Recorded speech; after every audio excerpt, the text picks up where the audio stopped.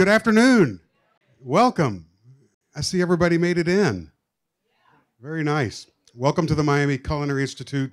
My name is John Richards. I'm the director of the program here, and we're so happy to have you with us here at the book fair. Have you enjoyed the fair? Amazing people who did make it down here from New York. Is that right? And how did we do up there?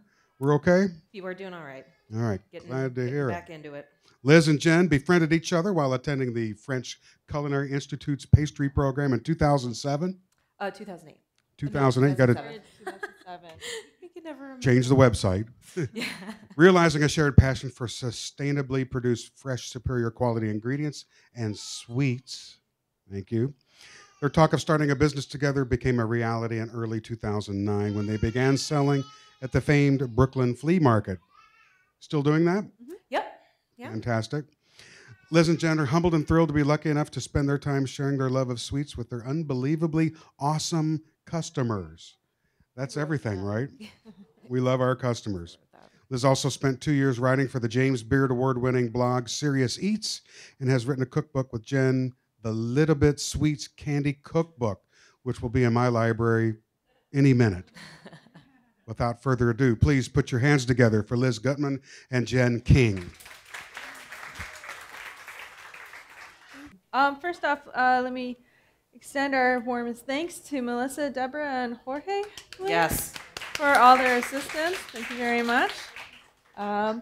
We're really glad to be out here. I mean, most of the school institutes that we've seen have been our own, French Culinary, and the one in Chicago. Yeah, Today, we are going to demo Ronnie Sue's Buttercrunch. Buttercrunch is also called Toffee. It's the same thing. And there are a lot of different recipes out there, mostly variations on the theme. Butter, sugar, a little salt, and then chocolate and nuts usually involved as well. This one is just super simple, a real crowd pleaser. You guys are going to get to taste it after it's done, so lucky you. And yeah, are we ready to start? Yeah, we're ready to go. Liz is going to start making the actual toffee, and I will actually talk to you about tempering chocolate and working with chocolate. But let Liz first get this going, and then I will talk more. So yeah, I'm going to be doing the center while Jen talks about chocolate. And the center is super, super simple. It's just a pound of butter, no big deal. 2 cups regular white granulated sugar. And I believe it's a tablespoon and a half of salt. That's for the nuts. Quick note. Don't forget the salt in the center. I don't know why it's on my to-do list of nerdy things to look up, but if you forget the salt, as I have on several occasions, the center won't come together like it's supposed to. It'll separate, and you can't fix it, and it's very frustrating. We always recommend using unsalted butter because that way you can control the level of salt in the finished product. Salt helps offset the sugariness of a lot of stuff. It really punches up any complementary flavors. Sugar actually kills your taste buds. That's why when you eat something really, really sugary, it starts to not taste like anything. It just tastes sweet. Okay, so I have this all ready to go. In the book, we use, and I highly recommend using, a cast iron skillet. It heats more evenly. It just works better. There's something about it that helps keep it nice and light. And a lot of toffee recipes have baking soda added to keep it, from being extra hard, breaking your teeth when you bite into it. You don't need baking soda in this recipe. What you do is you stir it basically the entire time, and that helps aerate it. So I'm going to put this on the heat. I'm going to butter my pan to get ready for when this is done. And I'll keep you updated on how it's looking. But in the meantime, Jen will talk to you about. So tempering chocolate is, so when you get a candy bar or a chocolate bar, see how smooth and shiny it looks? And when I do this, it snaps. You can hear it more with dark chocolate. That's tempered chocolate. It allows you to be able to hold it, and it won't melt in my hands immediately. It gives it just structure. So when you're working with stuff, that's why you see chefs, when they're doing chocolate models or anything, they always temper the chocolate. Because if this is out of temper, it will start to melt in your hand almost instantaneously. It'll just flop. It won't give it a snap. So if you're actually building something, it's going to collapse and break really fast. So in candy making, learning like when you want to do your own candy bars, or you want to make like nonpareils, the chocolate drops, or anything where you want a nice snap to it or a beautiful shine, you want to temper. There are multiple ways to temper. Well, not multiple, I guess there are 3 ways. The one that's easiest to do at home is the way I'm going to show you. Because there's one where I'm sure you've seen in videos, people like these great chefs are like pouring chocolate out on marble slabs and, you know, looks beautiful. However, I don't have a marble slab at home. I don't even have this much space at home in my kitchen. So what you need is a metal bowl. You can use glass or ceramic. I don't recommend it because glass and ceramic will also hold the heat. And you actually, in tempering chocolate, you want it to release the heat fast. So you want to go ahead and melt tempered chocolate. Well, no, actually you don't need. You just want to melt chocolate, but you're going to do what we call seeding, and that is dropping a chunk of tempered chocolate into your bowl. And this is what happens is when you melt chocolate, those crystals that temper it, or when it's tempered, those disappear. I don't know exactly why or how, but they disappear. When you seed it, you bring back those crystals, and it's like a chain reaction. The minute it starts to build and build. So actually, you only need a tiny amount, but it's good to have actually a big block. I like actually using like a big chunk and putting it in, because once it gets in tempered, whatever you have called left at seed, you can just fish it out. You can chop it up, but it sometimes gets a little tricky. But this is really it. You have warm melted chocolate. Bring it over. I think if you saw me earlier, I was wiping the bottom of the bowl. And the reason why is because, oh, that sounds loud. Water is the enemy of tempered chocolate. The minute, if I had a glass of water and I spilled a little bit of water, that chocolate is no longer usable for tempering. That's why you don't want to put chocolate in the refrigerator because of the water condensation. So you can use the chocolate in baking. You can use it to make ganache. You can use it to make sauce, but you cannot use it to temper anymore. So it's very important when you're doing it, especially when you're using nice chocolate, to really always have a towel, have some paper towel, and keep all liquids away. Your best way of measuring the heat is actually your lips, like your bottom lip or your top lip.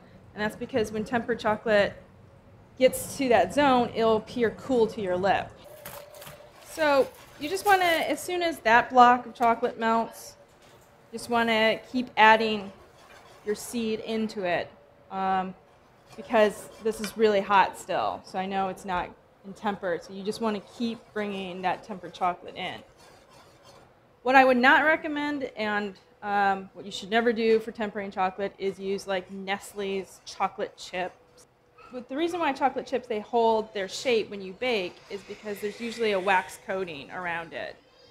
So if you were to try to do this, it would just be a disaster. It'd be really thick, very goopy. It'd be really hard to melt in the first place. So always stay away from like the chocolate chips, which sometimes can get confusing because like I believe guitard at like Williams Sonoma, they sell and they say like chips, but they're actually like Calais, but they're couverture. So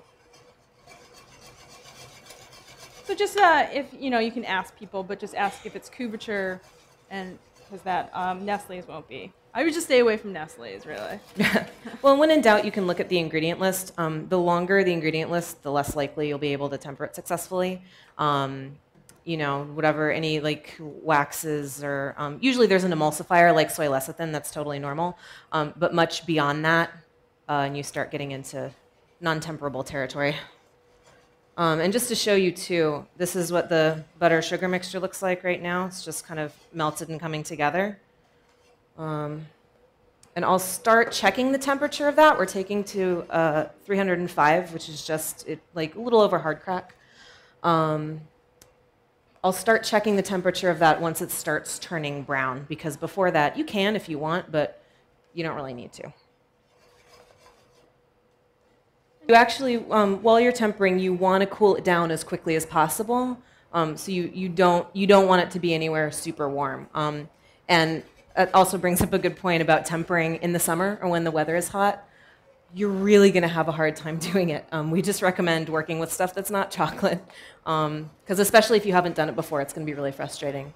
Because the warmer it is, the trickier it is to get it to the temperature you want it to be. Unless you have air conditioning. If you have air conditioning, Go for it. Go for it. So just to show you guys too, so now the centers, you can see, I don't know where I need to be. I think if you Right here? Oh, right here. Sorry. This is just starting to look it looks almost like cake batter. It's kind of thick, and there we go. And it's starting to make little tracks in the bottom of the pan where the whisk goes. So I'm going to start checking the temperature now, but you'll see, so the next time you'll see it, it'll be done. I'll be pouring it out in here. It'll turn a really nice dark caramel color. And also, just to bring up thermometers, so we have a digital one here. Digitals are great. We use them at Liddabit all the time. And again, in the back of the book, we have resources for which ones we like and where to get them. But for hard candy like this, an analog thermometer, just the stainless ones with the plastic handle on top, those are great too. And you always want to make sure that wherever the temperature is measured on one of these, which is either usually right at the tip or maybe an inch above, you want to make sure that you don't touch the bottom of the pan. With this recipe, it's a little trickier because it's so shallow, but you just want to keep it at an angle and keep kind of moving the syrup over it. Because if you read the bottom of the pan, that's going to be a lot hotter than your candy. But if you don't cover the part of the thermometer that registers the heat fully, then you're going to get a reading that's too low. So as chocolate cools and it starts to get tempered, it starts to thicken up. If you temper a big bowl of chocolate, it's going to keep that temperature for a lot longer and you'll have more than enough time. And the greatest thing about tempered chocolate is when you're done with it, you can pour it out and reuse it again. And for milk chocolate, I think the Shelf life for dark chocolate is 1 year. 2 years, sorry. Shelf life for milk and white chocolate is 1 year, which is, a lot of people are surprised by that because they don't think it's quite so long. But it really doesn't, it takes a while it doesn't really go bad ever. It just kind of gets, old and kind of stale tasting. And also a note on storing milk and white chocolate. They're much more prone to take on strong flavors, so we always recommend keeping them in like a, wrapped in plastic wrap or in a Ziploc bag or something. So this is ready to go. It's this really beautiful caramel color. It's nice and thick looking, and it smells like the best thing ever. I mean, butter and sugar, So then you carefully just pour it out into your prepared pan.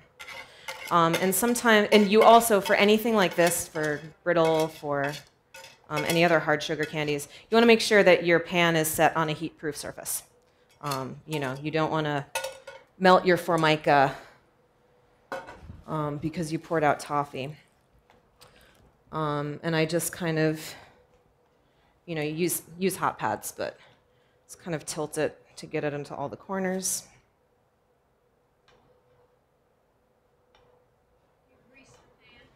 Yes, I butter the pan. It seems counterintuitive because the center is mostly butter, but a lot of pans have, microscopic scratches or dents or whatever, and the candy will want to stick to anything it can.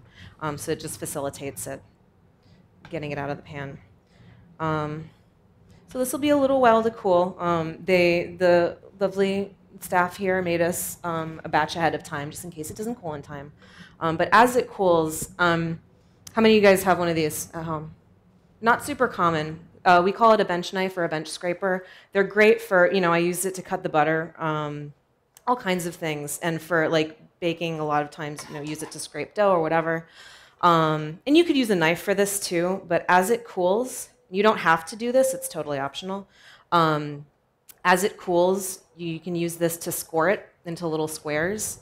If you don't, no big deal. You just break it into irregularly sized pieces. It's just as delicious.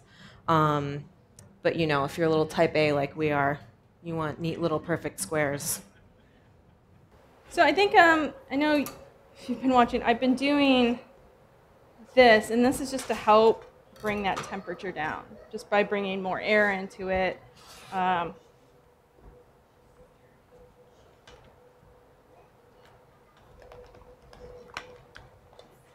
So I don't know if you guys can see, but it's starting to get almost, it's getting viscous. It's starting to get thick. We have a couple other toffee recipes in the book as well. And if you were so inclined, you don't have to dip this in chocolate and nuts. You can just eat it as is. It's really delicious. And you'll end up with some crumbs too. Those are awesome over ice cream, or baked into cookies, or basically just in any capacity whatsoever. So the way chocolate is made is, there's like a pod that grows on a tree, and there are little seeds inside, and that's what ends up being chocolate. So they ferment those and dry them and roast them and grind them down. And when it's ground, just the beans ground by themselves, that's called chocolate liquor. It has no booze in it, but that's just the industry term for it. Sorry. So this is the finished scored center over here. And once that's totally set up, you just break it into pieces. Yeah, and that's a good point. You can use untempered chocolate for this particular recipe. You'll just want to let them set up in the fridge for maybe 5 or 10 minutes. And depending on how warm it is in your house, you might want to store them in the fridge. Otherwise, they'll just get kind of, the chocolate will get soft. But they taste just as delightful. So I have here in this bowl some nicely chopped toasted walnuts, but feel free to use any kind of nuts that you want, and you don't even need to use nuts if you want. And also, so we have toasted chopped walnuts here with a little salt added, because, again, salt makes everything better. When you're dipping a bunch of small, sturdy-ish things like toffee, this is really helpful. It's called a wire skimmer, spider skimmer. At the shop where I used to work, we just called it the wire thingy. So, you just drop some toffee in there, mix it up. In the cookbook, we go through if you want a fork dip, if you want to do this. For the candy bars, we also have you put it over a cooling rack, and then you pour over chocolate. So. Yeah, and we like using metal tweezers that they sell in some specialty stores. Again, in the book, we have a few resources for you. These tongs are a little trickier. And it can also, if you're doing this at home, it can be helpful to bust out some gloves just to keep your hands cleaner.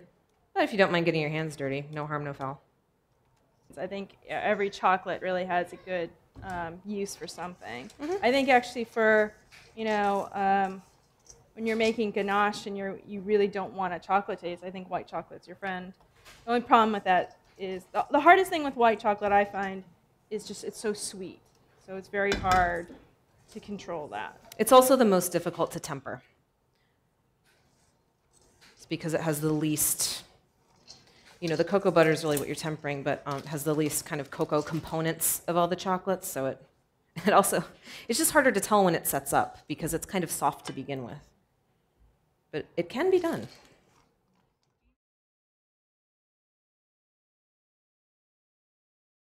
But yeah, I mean, really, this is a great base recipe because if you're also interested in chili or cinnamon or any other different spices, throw that into your buttercrunch, at the end. So this is something that you can really personalize for your friends and your family. Oh, yeah, sure. But yeah, anyone's welcome to that.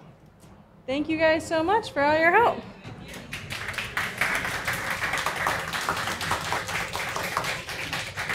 So, what do we think? Did we tell everybody where we can find the book? You can find the book. There's a tent right outside that has a bunch of books. And what color is it? There. We have one up in front right there. And it's Liz and Jen colored on the front. And it's an orange tent. So go find the tent. Make sure you pick up your book. One more round of applause, please. Just keep it going. And thank you guys so much. This program is brought to you by Miami Culinary Institute at Miami-Dade College. For more information about the schools and the Culinarium program, please visit www.miamidadeculinary.com or call 305-237-3276.